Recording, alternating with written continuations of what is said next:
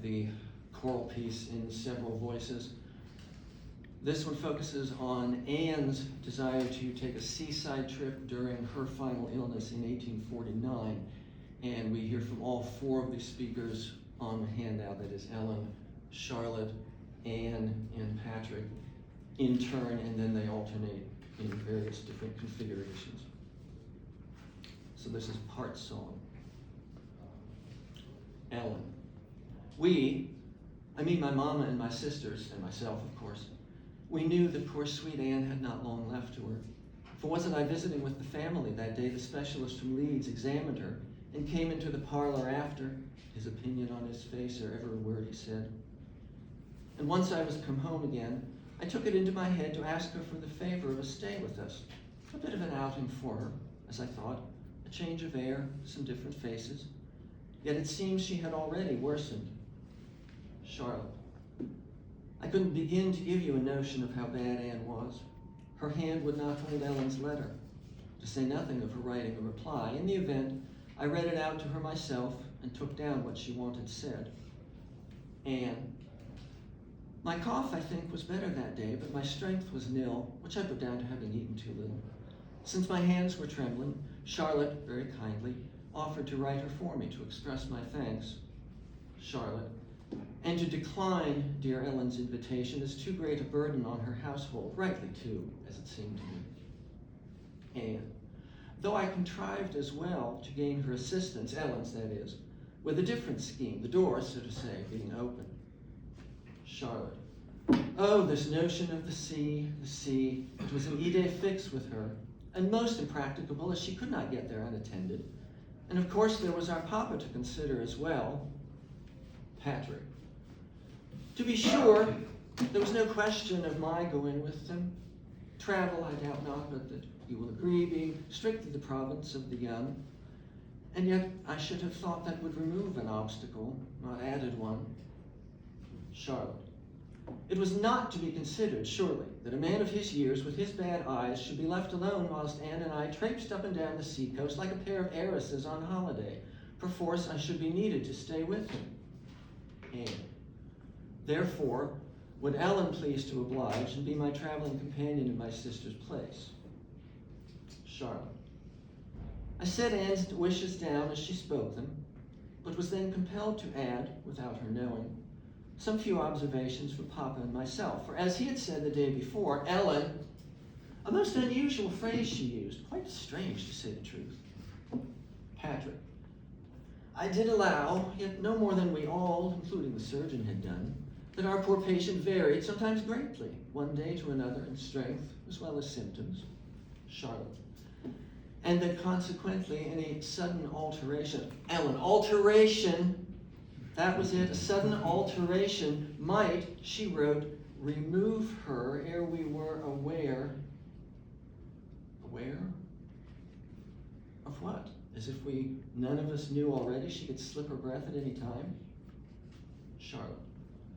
And should it happen that Anne were removed, whilst she and Ellen, oh, you take my meaning, surely.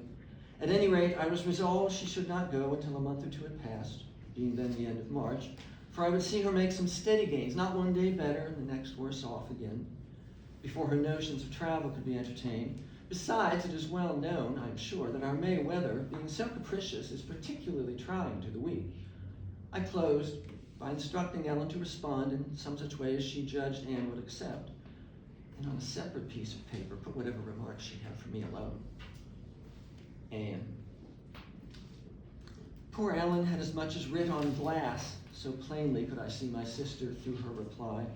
Her friends, whom Charlotte, reading to me, glossed as family, objected, as I knew they would, to my plan. Then, in Ellen's words, but from my sister's mouth, I heard, with not a little amusement, the very nostrum about May weather she had used to me. You may be sure that letter was commissioned. But you see, I too knew Ellen's kind and pliable heart, and so I took up pen myself, determined, if you please, to retain some management of my own dying. I wrote that I had asked her not as nurse, but friend, to accompany me. Had I a need for nursing, I should not have asked her at all. I was weak then, I confessed. Yet had I not been weak before and gained back strength, Why not again, in those 2 months of improvement Charlotte now insisted upon? I mentioned as well my doctor's saying that sea air, provided it were got to in time, could hardly fail in lengthening my lease of life.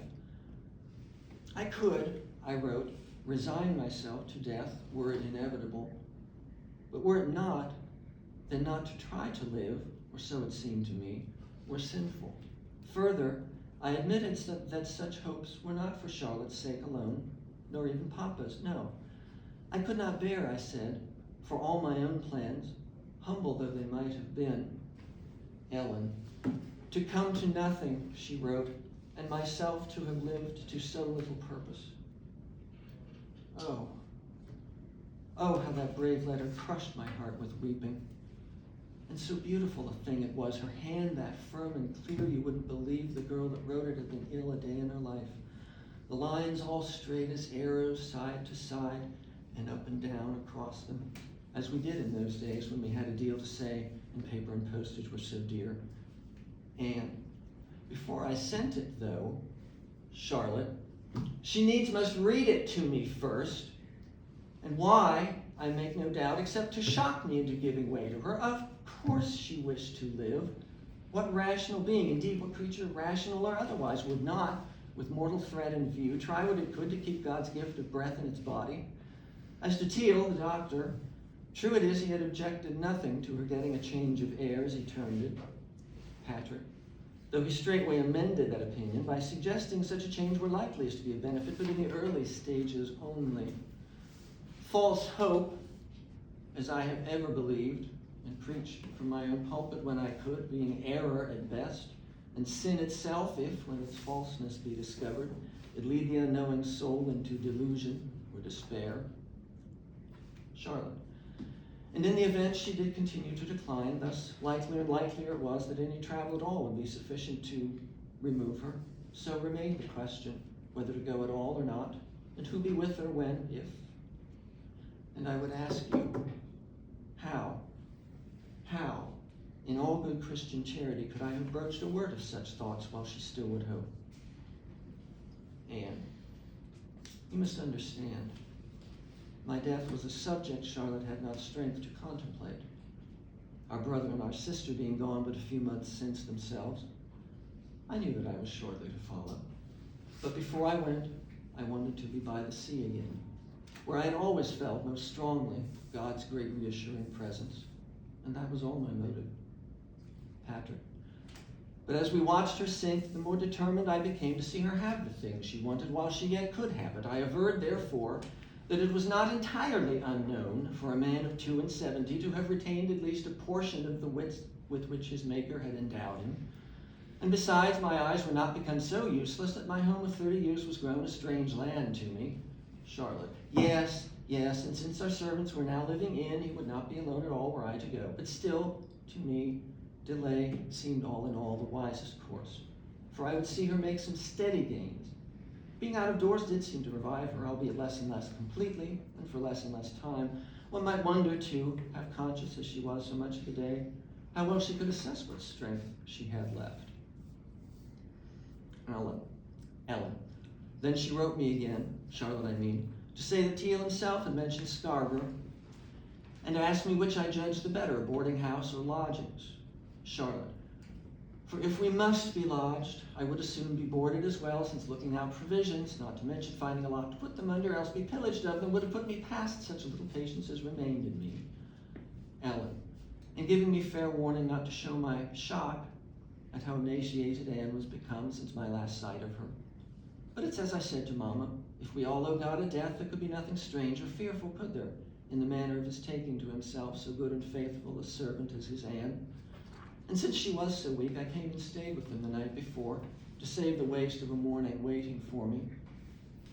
And we made our farewells there in the garden, bare still, but for buds upon the fruit trees.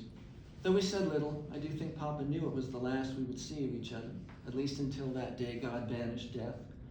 So much did Martha's eyes convey as well, and Tabby's silence.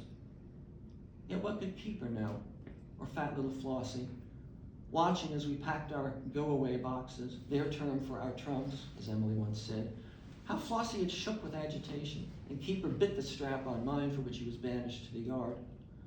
That we were going to leave was clear to them. But could they remember that those boxes also marked our coming home? And if they could, what might they think when only one of us two stepped through our door a month hence, or a week? Did dogs know what death was? Keeper had mourned for his Emily, but Emily died at home where he could see her, smell her, sense the change. When Flossie missed me, would she think, poor thing, that I had up and abandoned her? Or would she simply wait and hurt a while and then forget? Such pleasant thoughts I rode down Church Street with, till I felt Charlotte trembling at my side, trying to hide her weeping. I took her hand and, praying, asked God's peace upon us all. Thank you very much.